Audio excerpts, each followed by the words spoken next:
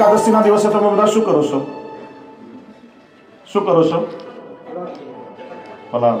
બીજો પણ એક શબ્દ છે. 11ના દિવસે શું કરીએ છીએ? ઉપવાસ. અપવાસ નહીં, ઉપવાસ. ઉપવાસનો અર્થ શું?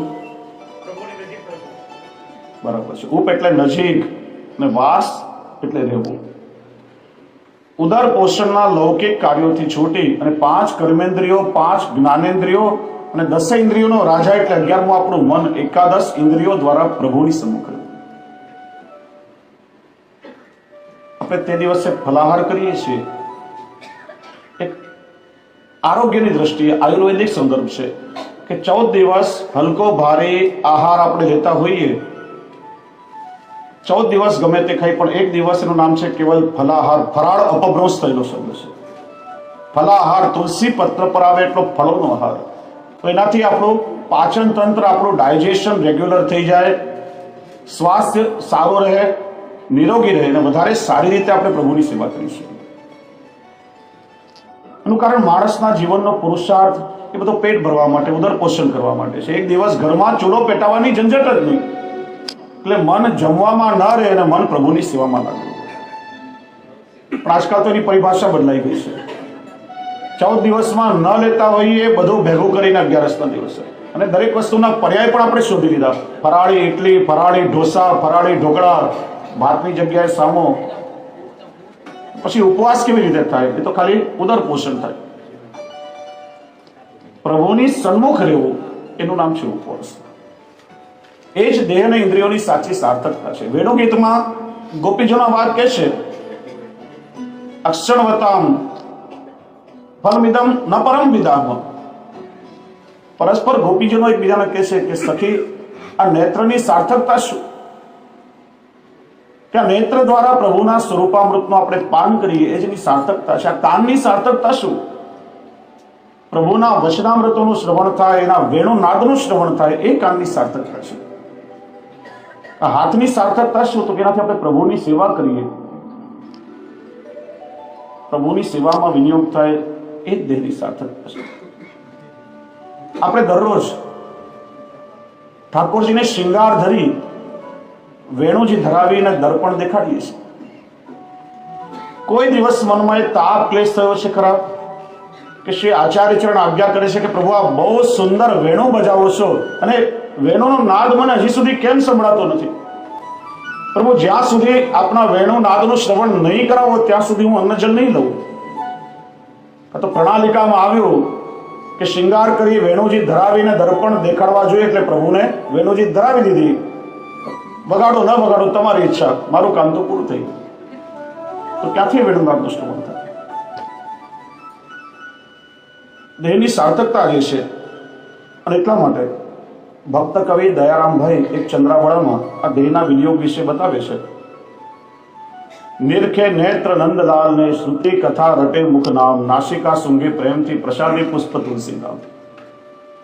દામ ઘ્રાણ કરે કર હરિ સેવા, દોડે ચરણ પ્રભુ દર્શન લેવા. મનથી કરે નટવર છબી ધ્યાન, સર્વાંગે કરે પ્રભુને દંડવત પ્રણામ. એક એક ઇન્દ્રિયોનો ઉપયોગ બતાવ્યો છે. નેત્રથી પ્રભુના લાવણ્યામૃતનું પાન કરવું, કર્ણથી પ્રભુના નાદામૃતનું પાન કરવું, મુખથી પ્રભુના અધરામૃતનું પાન કરવું. અધરામૃત આ ધરા ઉપર જે પ્રાપ્ત ન થાય એવું ભગવાનનું પ્રેમામૃત. એ જ દેહ ઇન્દ્રિયની સાર્થકતા છે. અને એનાથી જ આપણો આ દેહ ભગવત સંબંધી અલૌકિક બનીને રહેશે. વ્રજની એ ગોવાળોને આપણે ગોપી કેમ કહીએ છીએ? ઘણા નહીં સમજનારા લોકો કહેતા હોય કે પુષ્ટિ માર્ગમાં ગોપી ભાવ મુખ્ય છે એટલે પુરુષોનું કામ નથી. બહુ મોટી ગેરસમજ છે. ગોપી એ સ્ત્રી કે પુરુષવાચક શબ્દ નથી, ગોપી એ ભાવવાચક શબ્દ છે. ગોપીઓ જેવો જો કોમળ ભાવ પ્રાપ્ત થાય, એવો કોમળ હૃદય પ્રાપ્ત થાય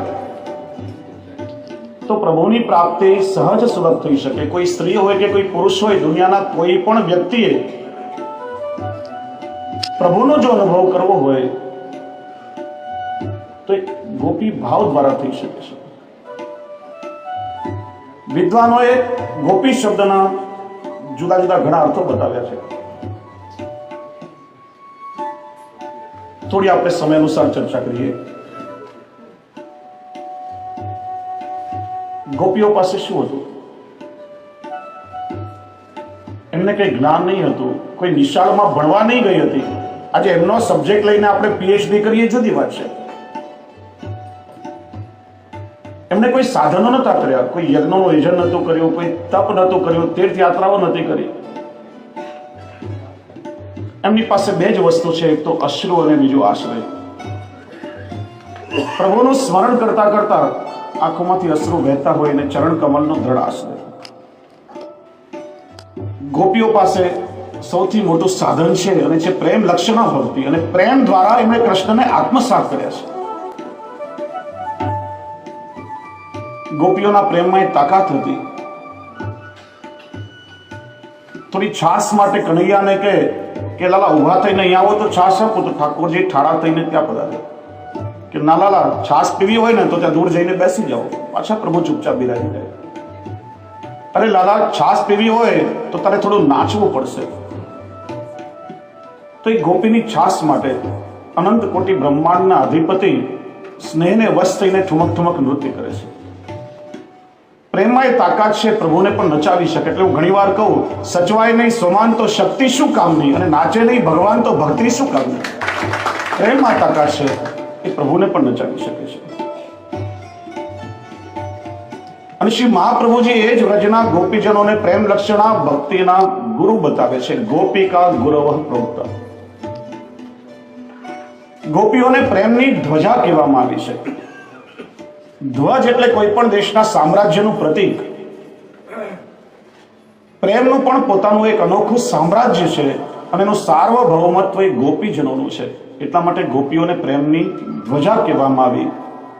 અને પરમાનંદાજી કહે છે કે ગોપી પ્રેમ કી ધ્વજા જીને કિયો શ્યામ અપને બસ ઉર્ધર શ્યામ ગુજર.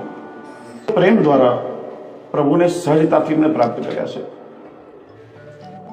એટલે ગોપી એ ભાવ છે. ગોપી શબ્દના અનેક જુદા જુદા અર્થો વિદ્વાનોએ કર્યા છે.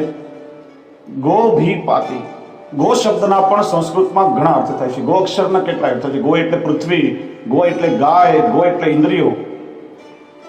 અહીંયા ઇન્દ્રિયોના વિષયમાં કહ્યું છે. ગો એટલે ઇન્દ્રિયો અને પી એટલે રક્ષા કરવી. જેમણે લૌકિક વિષય વાસનાઓથી પોતાની ઇન્દ્રિયોની રક્ષા કરીને પ્રભુને સમર્પિત કરી દીધી છે, પ્રભુને આત્મસાત કર્યા છે, એટલા માટેનું નામ છે ગોપી. એમનું કામ પણ અલૌકિક છે.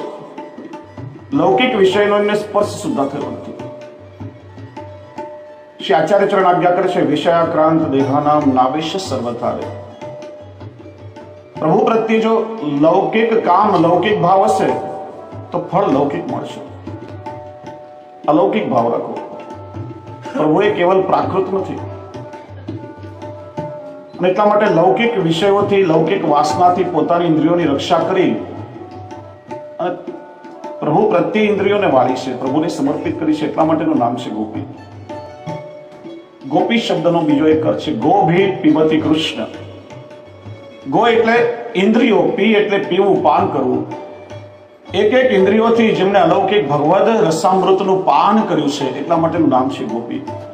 નેત્રોથી પ્રભુના લાવણ્યામૃતનું પાન કર્યું, કર્ણથી નાદામૃતનું, એક એક ઇન્દ્રિયોથી સ્વરૂપાનંદનું પાન કર્યું છે.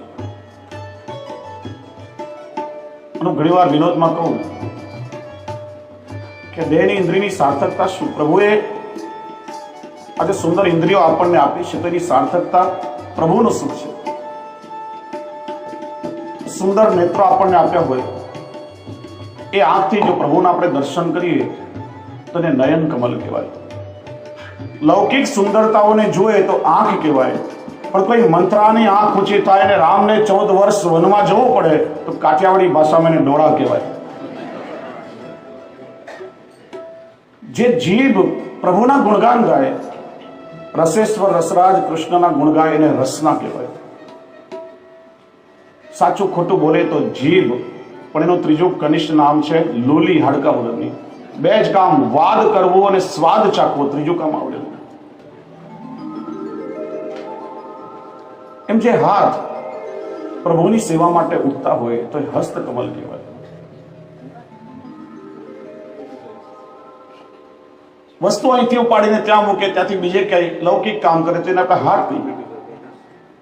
પણ હંમેશા જે બીજાને મારવા માટે જ ઉઠતા હોય તો પછી હથોડા કહેવાય. એમ જે પગ આપણને ચલાવીને ભગવત કાર્ય માટે લઈ જાય તો એ ચરણ કમલ. અહીંયા ત્યાં ચારે બાજુ આંટા મારે તો પગ, પણ કોઈ માણસ ચાલતો હોય આમ વચ્ચે આંટી મારીને આપણે એને પાડી દઈએ તો પછી ટાંટિયા કહેવાય. આપણી ઇન્દ્રિયો કેવા પ્રકારની છે એનો આપણે વિચાર કરવાનો છે. પ્રભુને સમર્પણ કર્યું છે એટલે લૌકિક વિષયોથી બચાવી અને ભગવત સેવામાં એનો વિનિયોગ થાય. સામાન્ય રીતે લૌકિકમાં એવો નિયમ છે, કોઈ વ્યક્તિનું મૃત્યુ થાય તો એની પાછળ ગરુડ પુરાણ વંચાવાય છે. પણ આ ગરુડ પુરાણમાં જીવતા માણસોએ સાંભળવા જેવી પણ કેટલી વાતો છે. 5 પ્રાણીઓનું દ્રષ્ટાંત આપી અને 5 પ્રકારના વિષયને એમાં સમજાવવામાં આવ્યું છે. કુરંગ માતંગ પતંગ મૃંગ. કુરંગ માતંગ પતંગ મૃંગ મીના હતા પંચ ભિરેવ પંચ. એક પ્રમાદી સકથમ ન હમ્યતે સેવતે પંચ ભિરેવ પંચ. સૌથી પહેલા દ્રષ્ટિ સુખનો વિષય. પતંગિયું એને દીવાની જ્યોતમાં આસક્તિ હોય છે. એ દીપકની જ્યોત પ્રત્યેનું આકર્ષણ થાય, એની આસપાસ ભમ્યા કરે અને છેવટેમાં બળીને રાખ થઈ જાય છે. દ્રષ્ટિ સુખના વિષયને સંતોષવા જતા પતંગિયાનું મૃત્યુ થાય છે. બીજો વિષય છે ગંધ સુખનો વિષય. ભમરો કમળના ફૂલમાં એની સુગંધ લેવા માટે બેસે. સુગંધ લેતા લેતા સૂર્ય અસ્ત થવા લાગે, સાંજ ઢળે ને પેલું કમળનું ફૂલ ધીરે ધીરે પીળાવા લાગે. ભમરો વિચારે કે હજી થોડી વધારે સુગંધ લઈ લેવા દે. કમળનું ફૂલ બીડાય, ભમરો એમાં કેદ થઈ જાય. જે ભમરામાં લાકડાને કોતરવાની તાકાત રહેલી છે, કમળને કોતરીને બહાર નીકળી શકતું નથી, કેમ કે આસક્તિ રહેલી છે. વિચારે સવારે કમળ ખીલશે ને હું એમાંથી નીકળી જઈશ, પણ રાત્રે પેલું મદમસ્ત હાથીઓનું ટોળું તળાવમાં આવે, જલ ક્રીડા કરે અને કમળના પગના તળિયે કચરીને એમાં રહેલા ભમરાનું મૃત્યુ થઈ જાય. ગંધ સુખના વિષયથી ભમરાનું મૃત્યુ થાય છે. ત્રીજો વિષય છે શ્રવણ સુખનો વિષય. શિકારીઓ હરણને પકડવા માટે જાળ બિછાવે અને નજીકમાં ક્યાંય સંતાઈ અને મીઠો મધુરો સારંગ રાગ છે. હરણને સારંગ રાગ બહુ પ્રિય છે. સારંગ રાગથી હરણનું આકર્ષણ થાય, સાંભળવા માટે નજીક આવે અને શિકારીની ઝાડમાં સપડાય અને છેવટે હરણનું મૃત્યુ થાય. શ્રવણ સુખથી હરણનો જીવ જાય છે. ચોથો વિષય છે સ્પર્શ સુખનો વિષય. શિકારીઓ હાથીને પકડવા માટે બહુ મોટો ઊંડો ગોળ ખાડો બનાવે, એને ઉપરથી ઝાડના ડાળી રાખડા પાંદડા એ બધું મૂકીને એનું મોઢું બંધ કરી દે અને એના ઉપર કપડાની કેવી કઈ ખોટી હાથણી કે હાથણીનો એવો કોઈ ચિત્ર મૂકે કે જેમ દૂરથી જોવામાં સાચી હાથણી જેવું દેખાતું હોય. એ ખોટી હાથણીને સાચી હાથણી સમજીને હાથીનો સ્પર્શ કરવા આવે અને ખાડામાં પડે. એને બાંધીને શિકારીઓ લઈ જાય, દાંતમાં એને મારી નાખે તો ટોળાના બીજા હાથીઓ એને મારી નાખે. સ્પર્શ સુખના વિષયને સંતોષવા જતા હાથીનું મૃત્યુ થાય છે. અને પાંચમો વિષય છે સ્વાદ સુખનો વિષય. એના માટે કહેવાયું જીતમ સર્વમ જીતે રસે. બીજી બધી ઇન્દ્રિયોને વશમાં કરવું થોડું સહેલું છે. સૌથી અઘરામાં અઘરું કોઈ કામ હોય તો એ છે આપણી જીભને વશમાં કરવા. હું ઘણી વાર કહું, પગ લપસે તો જખમ થાય, પણ જીભ લપસે તો જોખમ થાય. માણસે બહુ સંયમથી એનો ઉપયોગ કરવો જોઈએ. આ જગતમાં આપણા એકબીજાના સંબંધો બગડે છે, વ્યવહારો તૂટે છે, એનું કારણ પણ માણસની જીભ છે. અને ઘડી ઘડી માંદગી આવે એનું કારણ પણ આપણી જીભ છે. જીભનો જો સંયમથી ઉપયોગ કરો તો ઘણી બધી વસ્તુઓથી બચી શકાય. ઉદાહરણ આપે છે કે માછીમાર એક કાંટામાં ખોરાકનો ટુકડો ફસાવીને પાણીમાં ફેંકે અને ખાવા માટે માછલી આવે અને પોતે જ કાંટામાં વિંધાઈ જાય, એનું મૃત્યુ થાય. સ્વાદ સુખના વિષયને સંતોષવા જતા માછલીનું મૃત્યુ થાય છે. આ 5 પ્રાણીઓ એવા છે કે એક એક વિષયને સંતોષવા જતા એનું મૃત્યુ થાય છે. તો આ માનવી એવો પ્રાણી છે કે આ 5 વિષયને એક સાથે ભોગવવાની તાકાત એમાં રહેલી છે. વિચારો કે માણસની શું દશા થાય. એટલા માટે શ્રી આચાર્ય ચરણ આજ્ઞા કરે છે કે ઇન્દ્રિયોને કેવલ લૌકિક વિષયોમાં ડૂબાડી નહીં રાખશો, તમારી વિષયાશક્તિ વધી જશે અને પ્રભુથી દૂર ફેંકાશે. આ ઇન્દ્રિયોનો સાચો ઉપયોગ જ એ છે કે એના દ્વારા આપણે પ્રભુની સન્મુખ થઈને પ્રભુની સેવામાં એનો વિનિયોગ કરીએ. ગોપી શબ્દનો ત્રીજો અર્થ બતાવ્યો, ગોપન શીલા ઇતિ ગોપી. પોતાના હૃદયનો ભાવ હૃદયમાં ગોપ્ય રાખ્યો, એટલા માટેનું નામ થયું ગોપી. ગોપીઓ નિત્ય સિદ્ધ હતી, નિત્ય પ્રભુની લીલાઓનો અનુભવ એમને હતો, પણ પોતાના હૃદયનો ભાવ ગમે તેની પાસે વ્યક્ત કર્યો નથી, કે ખોટી પોતાની બડાઈ કોઈની પાસે કરી નથી. મેં કહ્યું હતું ને કે પ્રભુની કૃપા તો મેઘની જેમ વરસે છે, કોઈના ઉપર પણ વરસી શકે. અને પ્રભુ કોઈ પણ પ્રકારે જીવને કૃપાનો અનુભવ કરાવે છે. વિશેષ કૃપા હોય તો સ્વયં પોતાના સ્વરૂપાનંદ દ્વારા, ક્યારેક પોતાના ભક્તો દ્વારા, ક્યારેક સ્વપ્ન દ્વારા, કોઈ પણ પ્રકારે પ્રભુ અનુભવ જતાવે. પણ એ અનુભવ બે જ વ્યક્તિ પાસે એની ચર્ચા કરી શકાય. એક તો આપણા સમભાવ વાળા ભગવદી વૈષ્ણવ, અને ન સમજાય તો ગુરુદેવને વિનંતી કરીને પૂછો. પણ જેની તેની સાથે ચર્ચા કરશો, બે વસ્તુઓ થશે. કાં તો સમાજમાં લોકો વખાણ કરશે, તમારી વાહવાહ થશે, એનાથી અહમ આવશે અને એ પણ તમને પ્રભુથી દૂર કરી દેશે. અથવા તો સમાજમાં નિંદાનો વિષય થશે કે ભાઈ આનું બહુ ખસી ગયું લાગે છે, આવી ગમે તેવી વાત કરે છે, આને કઈ સમજ પડતી નથી. સમભાવવાળા ભગવદીઓ સામે હૃદયનો ભાવ વ્યક્ત કરો. ઘણીવાર કેવલ પ્રતિષ્ઠાના કારણે લૌકિકમાંથી ઘણી બધી વાતો સંભળાતી હોય. મને તો પ્રભુનો વેણુ નાદ સંભળાય છે. થોડા સમય પહેલા કાંદીવલીમાં એક બેન અમારી પાસે આવે કે મારે ત્યાં કુંડામાંથી રોજ ગિરિરાજજી પ્રગટ થાય છે. બહુ સારી વાત છે. પણ તમને કદાચ ખ્યાલ હશે, 12-13 વર્ષ પહેલા અમારા કાંદીવલીમાં એક બેન ભાખરી શેકતા હતા અને એમાં શ્રીનાથજીના મુકુટ જેવી કંઈક આકૃતિથી ચાંદી પડી, તો મારે ત્યાં ભાખરીમાં શ્રીનાથજી પ્રગટ થયા. પછી એક ડબ્બામાં હવેલીમાં લઈને આવ્યા. લોકોને તો કંઈક ખબર પડવી જોઈએ, તમાશાને તેડું ના હોય. હજારો માણસની લાઈન દર્શન કરવા લાગે. પછી મને પૂછ્યું કે આ ભાખરીનું શું કરું? મેં તો કે ભાઈ તમે પ્રભુનો ભાવ કર્યો છો તો વ્રજમાજીને જમનાજીમાં પધરાવો, બીજું કંઈ ના થાય. બહુ સારી વાત છે. ઠાકોરજીને ક્યારેક કુંડામાં પ્રગટ થવું પડે છે અને ક્યારેક તવા ઉપર પ્રગટ થવું પડે છે. અને પ્રભુ તો ક્યાંય પણ પ્રગટ થાય. સર્વમ ખલુ ઇદમ બ્રહ્મ. એમને તો ક્યાંય પણ પ્રગટ થવામાં વાંધો નથી. એ અર્જુન માટે વિરાટ પણ થઈ શકે, બલિરાજા માટે વામન પણ થઈ શકે, અને પ્રહલાદ માટે થાંભલામાંથી પણ પ્રગટ થઈ શકે.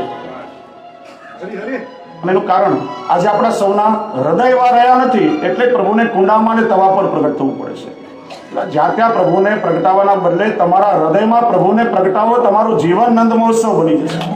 જે દિવસે હૃદયમાં એનું પ્રાગટ્ય થઈ ગયું, આખું જીવન તમારું અલૌકિક બની જશે. હૃદયનો ભાવ હૃદયમાં ગોપ્ય રાખો. 6 વર્ષ પહેલા અધિક માસમાં એક એવી ઘટના મારી સાથે પણ થઈ હતી. એક બહેને પધરામણીની વિનંતી કરી, એમના ઘરે ગયા.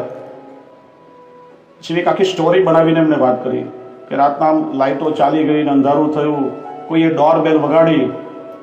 પહેલા તો મને વિચાર થયો કે લાઇટ ચાલી ગઈ તો ડોરબેલ ક્યાંથી વાગી હશે. પછી મેં સાંભળ્યું હતું કે અચાનક આમ પ્રકાશ થયો, 16 શણગાર સજીને કોઈ સ્ત્રી મારા પર આમ કંકુ છાટ્યું ને યમુનાજીનું સ્વરૂપ મારા હાથમાં પધરાવી ગયા. દર્શન કરે, આ સ્વરૂપ અમારી બાજુમાં દુકાનમાં મળે છે, એમાં કંઈ એવી અલૌકિકતા મને લાગતી નથી. તો બેન આ બધી સ્ટોરીઓ બનાવવાનું રહેવા દો, અને કંઈક જો પ્રભુની કૃપાથી ખરેખર એવું હોય તો ભાવથી ઘરમાં સેવા કરો, લોકોમાં ચર્ચા કરશો નહીં. 3-4 દિવસ પછી ખબર પડી મને, લોકોમાં એટલી બધી ચર્ચા થઈ, પછી કોઈ ચૂંદડી લઈને આવે ને પછી તો એ લોકોને કહે કે મારા યમુનાજીને તો સોનાની ચેન જોઈએ છે, વૈષ્ણવ પાસે ઉઘરાણી કરો. અને પછી કોઈએ પોલીસમાં કમ્પ્લેન પણ કરી, પકડા. એમની પાસે 17-18 લાખ રૂપિયાની રકમ નીકળી.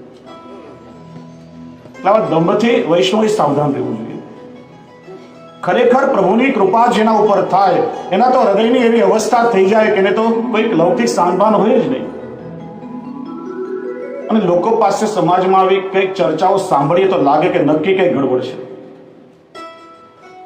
વૈષ્ણવ ક્યારે આવો ખોટો દંભ કરે જ નહીં. ગોપન શીલા, ગોપીઓનો તો નિત્ય સાનુભાવ હતો, પણ એ ભાવ હૃદયમાં રાખ્યો છે, ગમે ત્યાં પોતાની બડાઈ કરી હતી. અને એટલા માટે ગોપી ભાવ છે. આપણું હૃદય પણ એવું કોમળ બને. ગોપીઓના એ ભાવનો એક અણુ પણ જો આપણને પ્રાપ્ત થઈ જાય ને તો પણ આપણે કૃતકૃત્ય થઈ જઈએ. અને એ રીતે ગોપીજનોની જેમ દેહનો વિનિયોગ ભગવત સેવામાં થાય. એમનો પ્રેમ પરિશુદ્ધ હતો. પ્રસંગ આવે છે, ભગવાન દ્વારકાધીશને એક વાર નારદજી પૂછે કે પ્રભુ, આપને આ 16,108 પટરાણી અને રાણીઓ છે, દ્વારકાનો અનંત વૈભવ છે, પણ આ ક્ષણ માત્ર પણ વ્રજ અને વ્રજવાસીઓનું વિસ્મરણ કરતા નથી. એવું વ્રજમાં શું છે? ભગવાન કે નારદજી, આ પ્રેમનો વિષય છે અને પ્રેમ કહેવાથી ન સમજાય, એનો અનુભવ કરવો જોઈએ. પરીક્ષા કરવા માટે નારદજીએ મિશ બનાવ્યું, બાનું બનાવ્યું.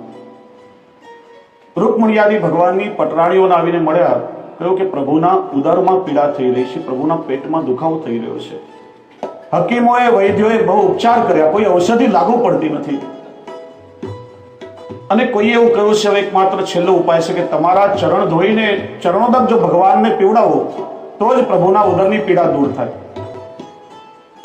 રાણીઓ કે નારદજી, અમે તો પ્રભુની દાસીઓ છે, પ્રભુ અમારા સ્વામી છે, અમારા ચરણનું જળ એ પ્રભુને કેમ લેવડાવાય? એનાથી તો અમને નરકની ગતિ પ્રાપ્ત થાય, અમારાથી કાર્ય ન થાય. નારદજી ખાલી હાથે વ્રજમાં આવ્યા. ગોપીઓ પાસે એ જ ભાનું, એ જ મિશ મૂક્યું. પ્રભુના ઉદરમાં પીડા થઈ રહી છે, પરિશ્રમ બહુ વધી રહ્યો છે, કેટલાય ઉપચાર કર્યા, પ્રભુને કોઈ ઔષધિ લાગુ પડતી નથી. હવે તો કોઈએ કહ્યું કે આ છેલ્લો ઉપાય છે કે તમારા ચરણ ધોઈ અને એ જળ જો પ્રભુને અરોગાવવામાં આવે તો જ પ્રભુની પીડા દૂર થાય. ત્યારે ક્ષણનો વિલંબ કર્યા વગર ગોપીઓએ જલ લઈ પોતાના ચરણ ધોઈ એ ચરણોદક નારદજીને આપ્યો. નારદજી, અમારા ચરણનું જલ પીવાથી પ્રભુની પીડા દૂર થાય અને પ્રભુને જો સુખ થતું હોય તો ભલે અનેક જન્મ સુધી અમને નરકની ગતિ મળે, અમને કઈ વાંધો નથી, અમારા પ્રભુ પ્રસન્ન રહેવા જોઈએ. ત્યારે નારદજી સમજ્યા પ્રેમનું સાચું સ્વરૂપ શું છે. તેવી ગોપીઓ એ જ પુષ્ટિ માર્ગમાં, ભક્તિ માર્ગમાં પ્રેમ લક્ષણા ભક્તિના આદર્શ છે. ગોપિકા ગુરવત્તા. શ્રીમદ ભાગવતજીમાં નવધા ભક્તિનું દર્શન પ્રહલાદજી કરાવે છે, પણ અષ્ટ સખાઓ કે છે તાતે પર પ્રેમ લક્ષણા. નવધા ભક્તિમાં 9 એક સ્વતંત્ર ભક્તિઓ છે. શ્રવણ, અર્ચન, કીર્તન, વંદન, સ્મરણ, સાખ્ય, દાસ્ય, પાદ સેવન, આત્મનિવેદન આદિ. અને એક ભક્તિના આચાર્ય બતાવે છે. દાસ્ય ભક્તિ હનુમાનજીની છે, પાદ સેવન લક્ષ્મીજીની છે, અર્ચન પૃથુરાજાની છે, શ્રવણ પરીક્ષિતની છે, કીર્તન નારદજીની છે. પણ આ પ્રેમ લક્ષણા ભક્તિ એવી છે કે જેમાં નવધા ભક્તિનો સમન્વય થઈ જાય છે. 9 પ્રકારે ગોપીજનોએ પ્રભુને રીઝવ્યા છે. અને પ્રેમ લક્ષણા ભક્તિ એ જ પુષ્ટિ ભક્તિ છે. એ જ અલૌકિક સ્નેહ દ્વારા, એ ગોપી ભાવ દ્વારા જો આપણે પ્રભુને લાડ લડાવીએ, પ્રભુ સહજ પ્રસન્ન થાય અને એ જ આપણા દેહની સાર્થકતા છે. દેહનું શુદ્ધિકરણ. બીજી વસ્તુ બતાવી, દ્રવ્યનું શુદ્ધિકરણ. દ્રવ્યના 2 અર્થ થાય. દ્રવ્ય એટલે રૂપિયા, સંપત્તિ, અને દ્રવ્ય એટલે પદાર્થો. કે આપણી સંપત્તિ પણ શુદ્ધ હોવી જોઈએ અને ભગવત સેવામાં વિનિયોગ થતા દરેક પદાર્થો પણ શુદ્ધ હોય, ત્યારે પ્રભુ ભાવથી અંગીકાર કરે છે. આપણા ઉપયોગમાં લીધેલી, આપણી ભોગવેલી કોઈ પણ વસ્તુ પ્રભુ સ્વીકારતા નથી. પ્રભુ ઉત્તમ વસ્તુના ભોગતા છે. એટલા માટે જે કે ઉત્તમ વસ્તુ આપણને દેખાય તો એ પ્રભુને અંગીકાર કરવાની ભાવના રાખો. અને દ્રવ્ય પણ એટલે તમારી સંપત્તિ પણ જો અલૌકિક હોય તો જ એનો વિનિયોગ ભગવત સેવામાં થઈ શકે છે. પ્રભુ ક્યારે પણ આસુરી સંપત્તિનો સ્વીકાર કરતા નથી. તમારા ઘરમાં ગેરમાર્ગેથી જો ગમે તેવી સંપત્તિ આવશે તો પ્રભુ એનો સ્વીકાર નહીં કરે. તો પછી હોસ્પિટલોમાં, કોર્ટ કચેરીમાં, જુગારમાં, પબમાં ગમે ત્યાં ઉપયોગમાં આવશે. માણસની બુદ્ધિને બગાડશે અને અનેક અનર્થના સાધનો બતાવશે. સારા માર્ગેથી જો ઉત્તમ સંપત્તિ તમારા ઘરમાં આવશે, કહેવાય છે ને કે ધનની 3 ગતિ છે: વેડફવું, વાપરવું અને વાવવું. અને એટલા માટે દ્રવ્યનું શુદ્ધિકરણ પણ કેવી રીતે કરાય તેના પણ અનેક સંપ્રદાયોમાં એવી પ્રણાલિકા છે. જે ધન આપણે કમાઈએ છીએ એમાંથી 10 કે 15% અમુક હિસ્સો કાઢી અને અલૌકિક ભગવત કાર્યમાં એનો વિનિયોગ કરાવીએ. નંદાલય સિદ્ધ થતું હોય એમાં દૈવી દ્રવ્યોનો વિનિયોગ કરાવીએ. ઠાકોરજીને લાડ લડાવીએ, પ્રભુને સામગ્રી રોગાવીએ, આપણા ગુરુ ઘરમાં કોઈ કાર્ય થતું હોય એમાં વિનિયોગ કરાવીએ, વૈષ્ણવને મહાપ્રસાદ લેવડાવીએ, ગાયો માટે ઘાસચારો આપીએ, કોઈ ગરીબ દરિદ્ર હોય, પીડાતા હોય એની કંઈક સેવા આપણે કરીએ, કોઈ તેજસ્વી ગરીબ વિદ્યાર્થી હોય એને આપણે ભણવા માટે આર્થિક ધન સહાય કરીએ, તો એનાથી બાકીની જે 85% સંપત્તિ છે એનું શુદ્ધિકરણ થાય છે. જેમ કપડામાં કોઈ ડાઘ લાગે તો સારા ડિટર્જન્ટથી એ કપડાના ડાઘને આપણે સાફ કરીએ છીએ, એમાં આપણી પાસે સંપત્તિ આવે છે. અંગ્રેજીમાં ને લિક્વિડ કહેવાય છે, સંસ્કૃતમાં દ્રવ્ય કહેવાય છે, હંમેશા પ્રવાહિત હોય છે, કોઈ જગ્યાએ સ્થિર રહેતી નથી. આપણી પાસે આવતા પહેલા ક્યાંથી આવી, એની પાસે કઈ રીતે આવી, ક્યાંથી ચોરાઈને આવી હોય, ક્યાંય અધિકાર વગરની આવી હોય, કોઈની લાગણી દુભાવીને આવી હોય, અનેક પ્રકારથી એ ફરી ફરીને આવતી હોય છે અને એમાં અનેક પ્રકારના દોષ હોય છે. એટલા માટે 10 કે 15% કે આપણી જે નેટ પ્રોફિટ છે, ચોખ્ખો જે નફો હોય, એમાંથી કોઈ અલૌકિક ભગવત કાર્યમાં આવી રીતે એનો આપણે ઉપયોગ કરીએ ત્યારે બાકીની સંપત્તિનું પણ શુદ્ધિકરણ થાય છે અને પછી એનો વિનિયોગ પણ અલૌકિક કાર્યમાં જ થાય. પ્રભુ દૈવી સંપત્તિનો વિનિયોગ કરે છે, આસુરી સંપત્તિ પ્રભુના ઉપયોગમાં આવતી નથી.